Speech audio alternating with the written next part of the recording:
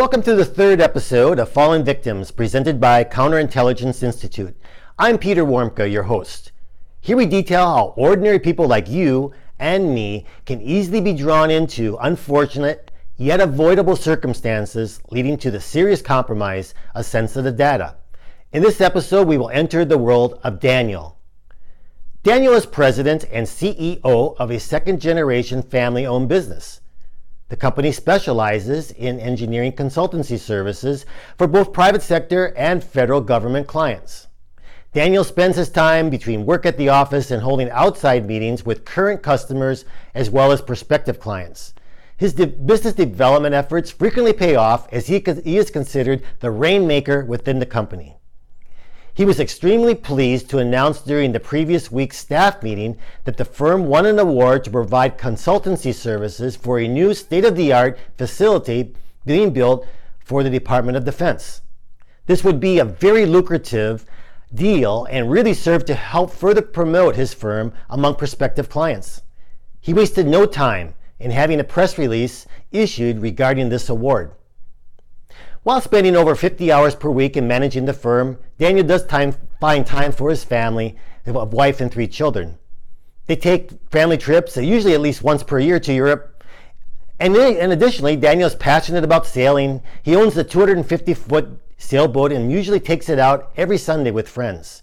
He frequently posts pictures on his Facebook account showing his boat and scenic locations to include sunrises and sunsets.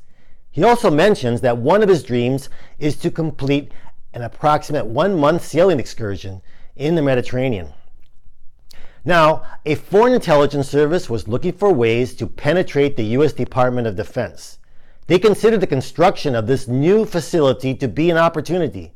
They looked at various companies which would be contracted for the build-out as potential conduits. The security protocols exercised by such contractors would likely be lower than that exercised by the Department of Defense. When they learned of the contract award for engineering consultancy services, they began to target Daniel's firm. They decided to launch a spear phishing attack against a senior member of the firm who would likely have the highest level of access to details regarding this project. Naturally, Daniel was one of the top choices. They were aware that Daniel's firm had received security awareness training from an outside vendor, which included guidance on how to minimize security breaches attempted through phishing attacks. They decided to conduct a full profile on Daniel and then artfully compose an email which would tempt Daniel into disregarding such security protocols. They decided to tie in Daniel's passion for sailing and his interest in exotic sails to the Mediterranean. They decided to design an email with the logo of Daniel's Sailing Club announcing an upcoming promotion on 3 to 4 week group sailing excursions to the Caribbean and to the Mediterranean. Attached to the email was a file said to contain more information to include sailing itineraries, pricing, and registration forms.